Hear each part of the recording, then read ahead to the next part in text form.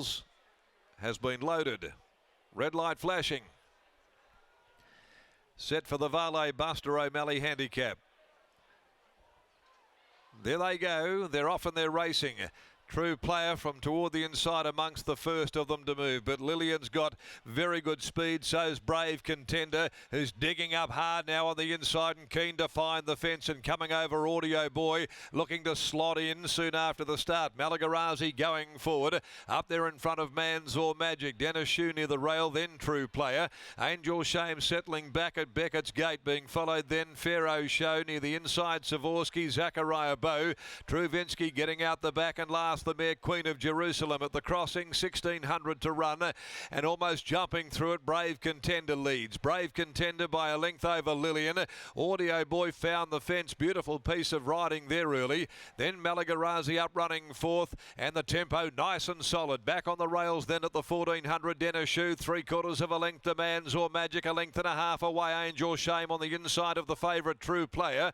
Further back in the field then Pharaoh Show. Truvinsky from the back takes off and starts to work around them. Then Savorsky back there in the field, Queen of Jerusalem, and Zachariah Bow relegated to last as they get some form of a breather at the 1100, going out to the riverside. And this leader, Brave Contender, had the neck arched in front, leading the way from the mare Lillian. Audio Boy on the rails travels third from Malagarazi with every opportunity, but wants to drop the bit at that particular stage. Still going forward, Truvinsky on the inside at the 750. Dennis Shue ahead of Manzor Magic. Pharaoh Shows a length away. True Player just getting shunted back into the field here when they start to bunch up from Angel Shame near the fence. In behind those, Queen of Jerusalem followed further back on the rails then. Coming towards the home turn, Savorsky, Zachariah Bow splitting horses. At the 450, Lillian makes a move now and sprinted straight past Brave Contender. She's stolen the march on True Player, who got held up behind them at the top of the running. Into the straight, Lillian bounded away by 3 to Dennis Shue. Followed Audio Boy. Now True Player gets clear. True Player setting out after Lillian. 150 from home. Lillian's the leader. Lillian finds and kicks. True Player won't get to Lillian, and Lillian's going to hold on just. Lillian by a long neck to True Player. She turns the tables. Audio Boy third. Dennis Shue fourth. In behind them, Pharaoh Show, Manzor Magic, Zachariah Bow from last. They were followed by Savorsky, Queen of Jerusalem, knocking right up Brave Contender. Angel Shame further back with Malagarazi, and Truvinsky pulling up near enough to being the last of them in. Very good ride. Chanel Cooper took off and made True Player chase. And with that little turn of 1.5 kilos on their last meeting, every length she was clear at the top of the running was going to be to her advantage. Now the post has come in time for Lillian, but she can quicken, and that's exactly the asset that Chanel Cooper used on her to kick away, with True Player there just getting held up fleetingly, enough just to stop the momentum, and then had to get going, find a bit of daylight to set after Lillian, and unable to run it down in the final part. Audio Boy ran third. Dennis Shue was fourth. 1, 2, 4, 3. No surprises in the pick 4 in race 8. Lillian by War Decree from I've Got Rhythm for Peters Investments.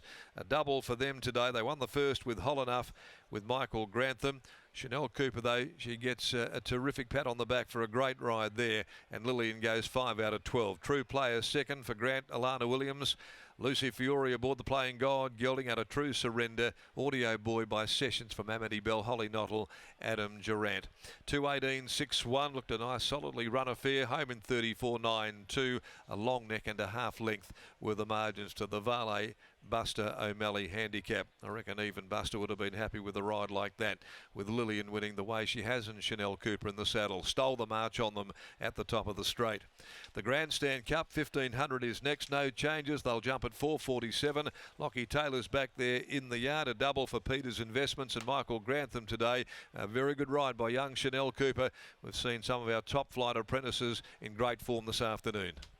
Brilliant ride indeed, Darren. Very well surmised by yourself. When the speed slackened, there were a number of the fancy runners like Dennis Shue, and namely the favourite in True Player, that were caught in between runners, and Chanel ensured that she put Lillian into the race at the right time, kicked clear at the top of the straight, and from there she just had that 3-4 length margin on the rest of the field. That was the difference between winning and losing in the end. True Player loses no admirers in defeat, considering the way the race was run. He was a huge effort in defeat, but Lillian, that is her 4th win of the campaign. She has returned in wonderful order, and that brings up the second leg of a double for Michael Grantham and the Peters Investments team, and she's able to turn the tables on True Player from their outing a couple of weeks ago down in Bunbury on Bunbury Cup Day. Bob Peters is having a chat with the rest of the family, and they're a very happy family here this afternoon after the second leg of a double. But Bob joins me now. Bob, congratulations on the win. Lillian, she's able to make amends from that defeat last start, and she's able to get the job over True Player from last start. Yes, well, the way True Player was coming home, I didn't think she would. Talk us through the way the race was run. It looked like Chanel just had her in a nice position at the right time, because the field really slackened, and Lillian, she was off and gone. No, she rode her well. She rode her very well at Bunbury as well, and I told her that after the race. And I wasn't down here, but Liam just said, do what you did last week. But she went a little bit early today, and that worried me a bit. But as I said, the other one was coming home hard, but at least the race is over and done. You know what it's like to have these 4-year-old mares in work. Sometimes they take a little bit longer to really learn what racing's all about, especially over this type of journey. Do you still feel like she could be a mare that can really go through the grades over this type of trip? Oh, I don't know going forward. We entered her in the Cup tomorrow, but, you know, she would have had a light weight, but I don't think she could have won that. And the worst thing is you run second or third, you're finished. So, no, she's coming through the grades, and, you know, might give her a little let up now and come back again. We'll just see. Earlier today, enough, he was a nice winner second up. What did you make of his victory? Well, he wasn't showing us much, and it was good to see. Nice day for the team. Well done. Yes, we needed it. There's Bob Peters after the win of Lillian. He's always a very, very harsh marker, and we all know that here in the West. He's been like that for a very long period of time. But Lillian, she appears to be a very, very honest mare. A 4-year-old mare, only 12 career starts and 5 career wins already. She looks like she's going through the grades nicely, Riley. Certainly the case, Lockie. As you mentioned, she's won 4 times already this preparation, and I'm sure there are going to be many more wins in store for this very versatile staying mare. She's incredibly well bred. They paid up for her over there in New Zealand. They've been able to bring her across here to WA, and she's hit the ground running still pretty early in her career. She's relatively lightly raced, this mare in Lillian, but this has been the preparation where she has really announced herself. Chanel, congratulations on the win. She had to settle for second last start down there at Bunbury, but today you were able to peg one back, and I'm sure that race panned out as you hoped it would. Yeah, that's it. I didn't quite know how it would pan out, but when I was outside the leader, I was like, she's happy here. I'm happy to be here. Drawn a little bit more awkwardly than you were at Bunbury on paper there today. Was it always a planned pre-race with Mickey and the team to try and fire her out and be positive and keep her out of any trouble? Well, the plan was to sort of just run the same race as last start, and obviously we didn't have any speed on the outside to give us cover, but I actually think that was probably our downfall last start was getting one in front of us, so no, I was really happy where we landed. Was that race at Bunbury last start in the back of your mind today? Obviously in that run, Lucy was on you on the corner, and today you had that run outside the leader. The leader started stopping, approaching the corner, and you were happy to take off pretty early on your galloper. Was that something that you were thinking about in run?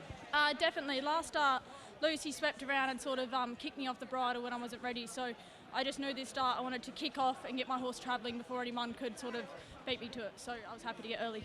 Great ride. Congratulations on the win. Thank you. There's Chanel Cooper. She continues the dominance of our apprentices here at Ascot this afternoon. Natika Reardon, Holly Noddle, and now Chanel Cooper, all successful here at Ascot. This time Chanel combines with Michael Grantham and Lillian to take out the Varley Buster O'Malley Handicap.